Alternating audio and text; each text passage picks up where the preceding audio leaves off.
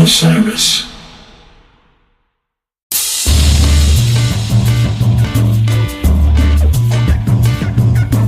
Hello and welcome to Spotlight On, presented by Osiris Media. I'm your host, Lawrence Peryer.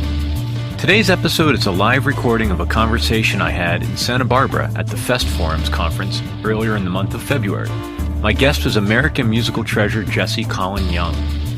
Jesse Colin Young's been a pioneer of American roots music for more than half a century, and he's left a unique mark in the intersecting worlds of folk, blues, jazz, country, and rock and roll. As the frontman for the Youngbloods, he immortalized the ideals of the Woodstock generation with Get Together, an international hit that called for peace and brotherhood during the turbulent 1960s. During the decades that followed, Young expanded both his audience and his artistic range, releasing a string of solo albums that mixed socially conscious lyrics with top-tier guitar skills and gorgeous vocals. An acclaimed songwriter, singer, instrumentalist, producer, label owner, podcast host, and longtime social and environmental activist, he's established a permanent place in America's musical landscape while continuing to make modern music that's every bit as vital as his work during the countercultural era. Later in our talk, we're joined by Jesse's daughter, Jazzy, a performer in her own right who's been working with her dad over the last few years. And now, my talk with Jesse Colin Young.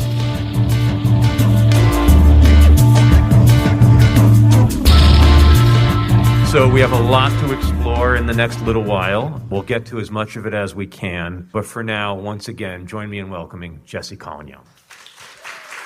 Welcome. Good morning. So we don't have a ton of time together, given we've got a few decades to cover. So I'll pick some highlights, if I may. Good, please. All right. But first, I have to start at the beginning. Tell me about the world you grow up in, specifically the world of Queens when you grew up. Yeah, I was born there in Manhattan Hospital, actually, and then we lived in Queens. So we lived in an apartment. It was kind of neat because it surrounded a block, and then in the middle of the block was lawn. It's hard to come by in Queens, actually. My father was a classical pianist, but an accountant, and he would come home from work and play the piano, and just to brush the day away. My mother had a beautiful voice, and she would always sing. If he played, of course, if he's playing something classical, she can't join in. Although she might come and say, Fred, that's a B flat, that's not a B natural. She had perfect pitch and a beautiful voice. And I had an older sister, 4 years older, who also had a lovely voice. So they were singing, and I think before I learned to talk, I was probably singing with them, and just because I know when my son Tristan was born, he would kind of, before he was speaking English, he would just, I would sing and he would yodel. I have a dog that does that now. Is there something about the familial bond that adds to harmonies? You know, the Everly Brothers, people like that. Is there something to that? Singing was our main recreation. My dad had a car. Being a thrifty accountant, there was no radio in it, so we were the radio, and the same thing in the house. There was no television till I was 10. Singing bonded us together. Yeah. It was our fun. It was our joy. So it was always there. Music was always part of your life, always Yeah. part of your family's life. And did you ever have a notion that you might do something else with your life? You know, when did music become your aspiration, as opposed to thinking maybe accountant or whatever else? Well, I remember being in a play at camp. They had me singing a cowboy song, The Old Chisholm Trail. That might have been no. And one of the counselors came up to my mother and said, this might be his vocation. He's good at this. My mother probably shivered and thought about me starving somewhere. And she's actually the one that gave me permission to do this. Ellen Freed came on the radio when I was 10 years old with something he called Moondog, which was doo-wop and rhythm and blues. And I had a radio in the headboard of my bed, and I found that I could leave that radio on if I turned it down all night. My parents would never hear it. Yeah. I spent years just listening to music 24 hours a day, pretty much. Yeah. I understand that you tried your hand a little bit at college, but you ultimately wound up in Greenwich Village, in and around the scene there, playing on your own, ultimately forming bands. What were those early gigs like, and did you primarily play in the city? Like, were there gigs outside of the city in those years before sort of the rock ballrooms and all that took off? What were those early shows about? You really couldn't play those kind of shows without a record. So you played the basket houses, hoping somebody would pay attention and earn a little money. I quit my straight job for a while because my apartment building went on rent strike, and that was marvelous. So for 9 months, I had to pay no rent. So if I could make $10 or $15, I could eat. I could even eat on less than that, hot dogs. I lived on hot dogs from the street vendors. And lived to tell about it. And lived, yeah. Yeah, the basket houses were there, and I had transferred from Ohio State to New York University. You know, I grew up in New York, but I had no idea what Greenwich Village was and no idea what was happening there until I got there. And I'd been playing the guitar for 5 or 6 years and writing songs. And all of a sudden, I was looking out the window of my class, and there's these people start showing up at the fountain with instruments. And I'm thinking, what am I doing in here? I'm supposed to be out there. So yeah. I quit school, joined them. What was the first, I want to say break, but the first piece of momentum you got that said, oh, wow, this is working. I'm going to do this? I think it was after I was working at the Rockefeller Foundation, purchasing medical equipment, which I knew nothing about, for universities in Latin America. So after I had done that, I had spent a year after I read Jack Kerouac's On the Road, hitchhiking and working in a factory. And, you know, in the factory, a lot of guys, you know, I had 8 fingers. So I went in there saying, okay, I have 10, I'm going to come out with 10, and I did. But it finally occurred to me that maybe I could make a living with the guitar, because I hated the rest of the things that I tried, and they bored me. So there I was in the right place at the right time, but purely by luck. Yeah. And it's been that way from the beginning, yeah. Yeah. When the band first started, when the Youngbloods first came together, my understanding is that you guys spent a lot of time at the Cafe Au Go-Go. Were you the house band, or what did that mean at that time? And who was coming through? Like, what was that scene like? Let's see, the Blues Project was the other house band. We shared that. But really, both of us were there to get the free rehearsal time, because this fellow named Bill Hanley had built some incredible monitors run by this beautiful big Macintosh tube amp. We'd never heard anything like him. So to have hours on that stage, you know, the Youngbloods were a couple of folk pickers. Banana was kind of a Jimmy Reed fan. Corbett was ragtime. Our drummer was a jazz drummer. And then we couldn't find a bass player, so I decided to play bass. And so we had a brand new bass player. And we're performing every other night, or 3 or 4 times a week. I got to open for Muddy Waters. That was like being in heaven. Yeah. What ultimately brought the band out to the West Coast? If I understand correctly, you came to Marin County in '67. Was that just part of, like, Go West, Young Man, and that's where the scene was and the movement was happening? Like, what were you guys thinking? Well, we weren't thinking. We flew into San Francisco and played the Avalon Ballroom on June 15th. 1967, right at the beginning of what became the Summer of Love. And well, I'm from New York. People don't smile at you in the street unless they want money. Or that's how it was anyway in the 60s. Yeah. So I'm looking around, everybody's smiling at me. I couldn't believe it. Hard to believe that.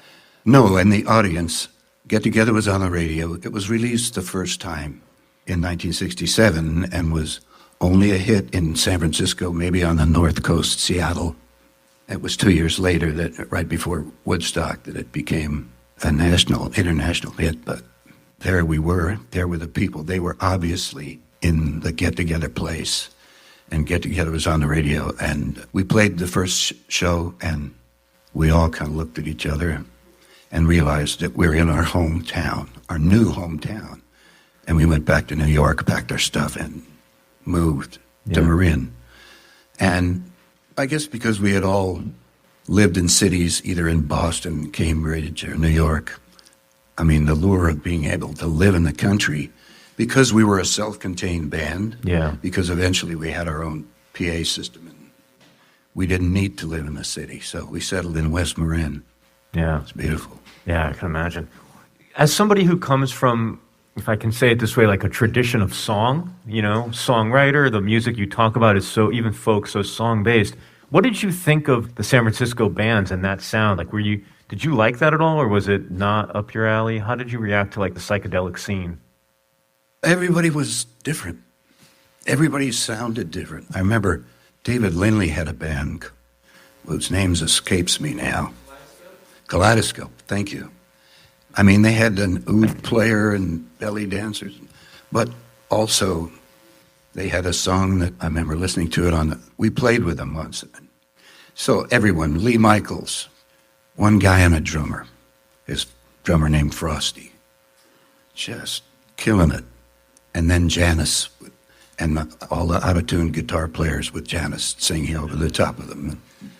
We didn't have good tuners, you know, little... So... The audience probably didn't mind. Yeah, and wonderful. And then a group called Sparrow came through, a blues group from Canada. Yeah. All the groups we played with, the Dead, that was dangerous. No open containers. So I took my own water to the Dead shows because I didn't understand. I had tried to play. I played with the Youngbloods 2 days after I'd had it experimented with acid, and I'm the bass player, and you know, you have to know where the one is when you're the bass player. And I went out there and said, God, it could be here. Or it could be a little over here. So I got through that and swore off. But, you know, a lot of great music's been played by people flying on acid. I can't believe it. Yeah, I hear you. But I want to use sort of the end of the Youngbloods era to pivot into some of your own work. But I want to talk about one song in particular. I want to talk about Darkness, Darkness. You know, incredible version by you guys. I think a lot of people here may know the Robert Plant version. I was stunned to find out that there were a few dozen versions of that song over the years by a variety of artists. Mott the Hoople, Richie Havens, I think Ann Wilson from Heart played. I mean, just a lot of people are drawn to that song. And I wonder, other than what I would consider a fairly nice financial and economic impact of having such an embraced song, what's it feel like to know you've written something so durable and versatile that all of these other interpreters can come to it? And can you enjoy that? Can you enjoy their versions? What is that for you? Yeah. To write a song that people love to play, it's the best.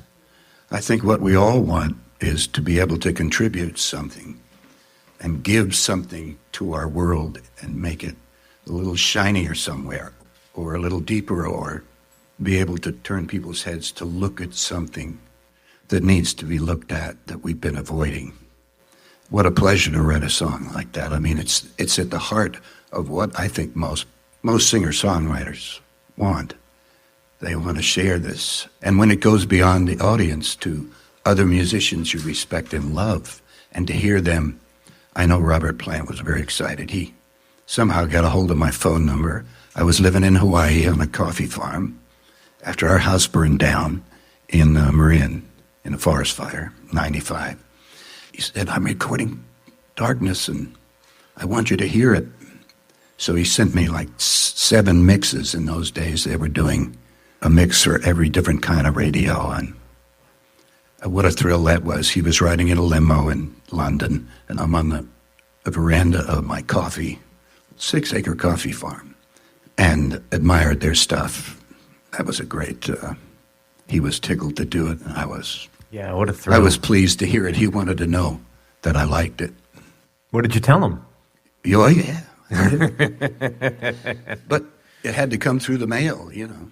Yeah, that's really incredible. It's such an iconic take on that song. We'll be back with more Spotlight On, presented by Osiris Media, after this break. And now, back to Spotlight On.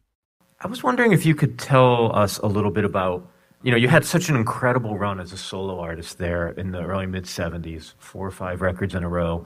I wonder if you could talk a little bit about what it meant to you in your career to be specifically on Warner Brothers Records, which was a place at that time that was just known for sort of letting artists grow and do their thing. Do you feel you benefited from that, or was it agnostic for you? Could you talk about that? Warner's was the label. It was a home. I mean, they were the first label to have artist relations people who took you on the road when your record came out. And they loved music, and they loved the experimentation. I mean, Joe Smith went and lived at the Dead House, or he may have spent a night there, but probably enough. He also lent me the money to buy a tape machine, a $20,000 tape machine the size of a refrigerator in those days. And I brought it down to L.A. to do some live recording. And Joe came down, and he threw his arms around the tape machine and said, "It didn't go for a wild party." Which maybe he had lent some money to. Clearly, that was coming from experience, yeah. But that was the heart and soul of that label, Joe and Mo, and that kind of thing. Well, you need 20,000. Yeah, I got to buy it. Okay. Let the artist follow their Make instinct. some good music, and please, maybe by April, could you? But that was all the pressure there was. Yeah. They respected, and I mean, everyone has their own way to find their way to the end of a record, and they allowed all these different artists to find their way into some great music. Yeah. Did you like the recording studio? I know you built one, at least one. Do you like the studio environment? You like that process? No, I never liked it much. And when we got to living in the country, I thought, what if I built one next door? And I think it was Three Dog Night that had a hit on Sunlight. And I got a $25,000 check, which I'd never had before. And I said, I'm going to build a studio right here in this gully. It's funny, in that studio, because it was so far down in the gully and wet down there with a little well, when that whole area burned and our 4-story house, these are big pine trees, burned down to a foot of ash. That's all that was left of it. That studio was sitting there when we arrived in this forest of smoking stumps that were once 100-foot trees. And it had 4 boards scorched on the deck. That's incredible. It's still there.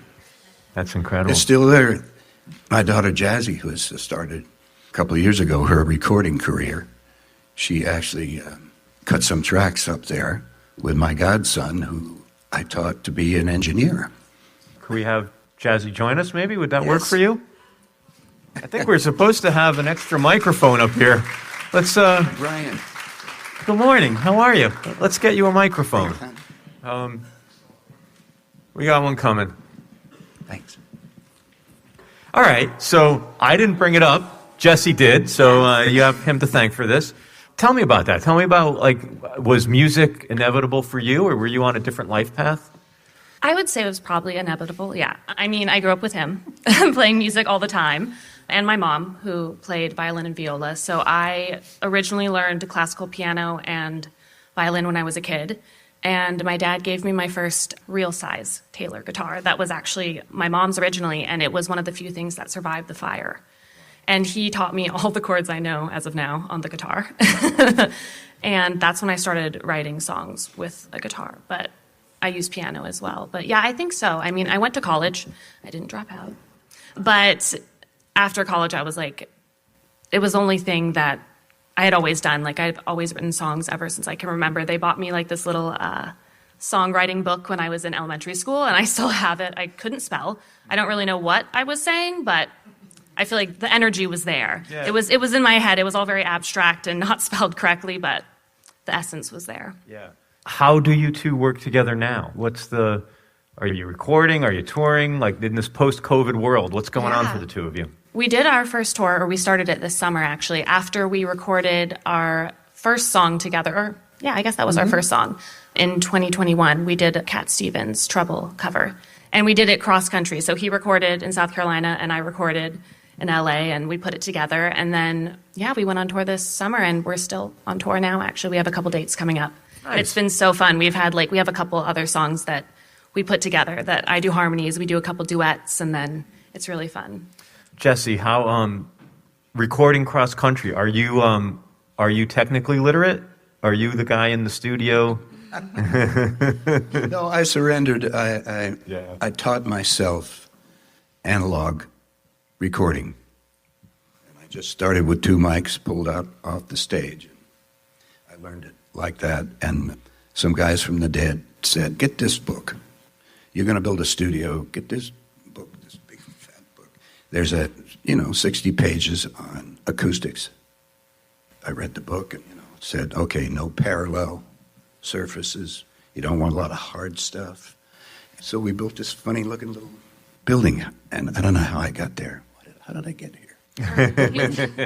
He was asking if you did the technical recording stuff for this. Yeah, but no, I have never made the jump to, and actually I started realizing that I think somebody should mix my records whose years are younger. Yeah, well, that's fair. That's fair enough. Can either of you tell me about the experience of working together? Like, what's it mean to you? Because you've been working for a long time. It's not a given that you had to choose this path or this way of being a creative person. What's the role? What does it mean to be doing this with your family? I think it's so wonderful. I mean, he has actually worked with a lot of his kids throughout the year. I'm the last one. I'm the youngest.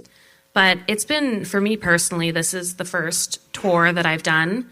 And it's just been really incredible to learn about performing with someone that is my dad. So we get to share this beautiful bonding experience. I get to learn from him, and I get to be in front of this wonderful audience because his fans are so supportive and so kind. So it's such a safe environment to explore my artistry. And then to have that with my dad, it's beautiful. What's next for the two of you? So you have some shows, you have some dates booked. Is there more recording to look forward to? Oh, no, there's 3. There's one at the Libero in about a week. A week. Yeah. Yeah. The 9th.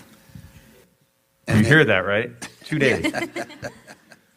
For Jazzy, she's writing a new album. You should talk to her about that. Tell us. So we have these dates. I'm currently working on an album. I haven't finished writing it, but that's my goal this year. But I hope that we've learned a couple different songs together, and maybe we'll do some more in the future for sure. I think it's always fun, so we leave that open for sure. If he's up to it, I am. It is. It's been a family tradition. I played with all my children, but I was waiting for one with my mother's beautiful voice. I finally got one. Oh my gosh, he's going to make me cry. Don't do it on stage. When you're songwriting, Jazzy, are you thinking about, is it just for you, or do you have a band arrangement you're thinking of? What's the ideal vessel for your music? So originally, writing was just my way of understanding how I felt, I would say. So I've written all of my songs myself, by myself, and then I usually come to a producer with the full song and a direction I want it to go and work really closely with them. I think ideally I would love to have a band at some point to be able to have some other perspectives, but songwriting-wise, I'm pretty prolific with it. I write a lot, but I'm always open to collaboration. I'm open to more of that, but yeah. Have the two of you written a song together? Or are you focusing on other people's songs right now? We're focusing on his songs mostly. Yeah, maybe that'll happen. I have not written a song in 3 years. I am going to take a year off the road and stay home and get some discipline. Some inspiration. Drink 2 cups of coffee and then go in. And one songwriter said, it's like fishing, but you got to put your pole in the water. And sometimes you sit there. play all these licks that you've learned, and they're boring you, and occasionally the new fish comes along. But you have to put in the time sitting there staring at the water, and that's what I need to do, because this is maybe the longest that I have been without writing. Wow. Yeah, in my life, which started at 15, I think, my first love song. I was in prep school, a boys' school, of course. It was a love song to this gal I was crazy about and never got to see. Yeah. Well, listen, we only have a couple of minutes left up here together, and I wanted to see if anybody from the room had anything they wanted to ask or offer up. Here, let me walk down there and give you the microphone. Thank you. Yeah, of course. Hello, my name's Samantha Behrman. I run the Santa Barbara Laugh Festival here in Santa Barbara. Next November, we'll be going off, kickoff to, the holiday season. Can't miss an opportunity to plug my event. My question is, I'm personally and a little professionally curious how you went about asking for a $20,000 casual, loan. I mean, did you just say, this is what I need? And they were like, oh yeah, that sounds great. Here you go. I mean, I honestly, genuinely, how does one navigate that kind of a big ask for that much? And then apparently they trusted you just enough to think you were going to use it properly, but also not enough that they were surprised. Yeah, that was Warner Brothers. I was signed to a 5-record deal, and Song for Julie was the first record out of the box, and it sold well. It had no really hits on it. I remember David Giffen said, there are no hits on this record. And therefore he didn't take it. But it was the time of FM radio blossoming, and 7-minute songs like Ridgetop were happening. So it sold well enough for them to realize that they could advance me $20,000 and they'd get it back. They expected to get it back in the next record, or hopefully more than that, obviously. Yeah, sure. Thank you. Anybody else? Oh, there we go. Thank you for a great conversation. Peter Bell, Telluride Jazz Festival, Telluride, Colorado. Question about the songwriting process. You have lyric, you have melody. Is one a starting point? Do they evolve in your mind together? Can you give us any insight into the creativity process in writing a song, in embarking on writing a song? Mostly it comes for me while I'm fooling around with the guitar for a while, and then I play something new. It's just a little piece of something new, and maybe I'm able to put 2 other chords with that in a way that I've never done. And so there it is. There's the bud, and I make sure with my phone to record everything, because I had lost so many songs just thinking, I'll pick this up tomorrow. And tomorrow, it's gone. So I keep track of them that way. And, I'm actually looking forward. I've got a bunch of pieces like that. I've got a lot of buds sitting in my phone and my recordings at home. And I'm looking forward to going back over them and making them blossom into full songs. My question's actually for Jazzy. You said you write very easily. Does the melody come to you in more difficult ways, and what instruments do you work with? Yeah, so I'm actually the opposite of him usually. It's usually the lyrics first. Sometimes it's together. But I would say I write mostly on the piano just because I learned that earlier. So for me, it's like I can fool around with more chords that way because it seems more just understandable. But I write on guitar as well. So I write on both of them. And yeah, it's usually lyrics, but sometimes it's together. Sometimes songs come out and you're done in 20 minutes and you're like, this is a full song. And then sometimes you have to work it through a bit because you're like, okay, I like the idea, but I need to go back and That's only happened to me once in my life. So there's some genetic improvements going on here. It's probably from her mother. Jesse, Jazzy, thank you both for starting the day with us. Oh. Thank you all for joining us. Let's give it up.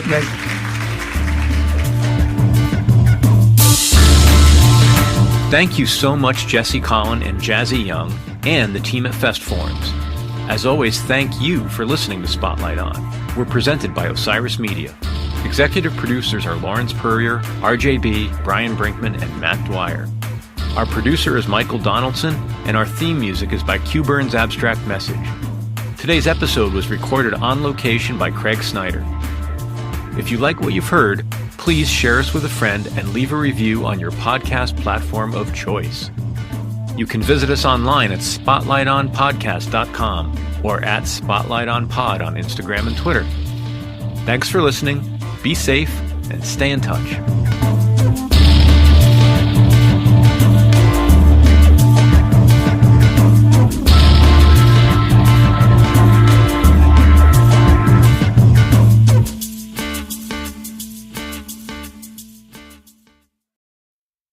Osiris.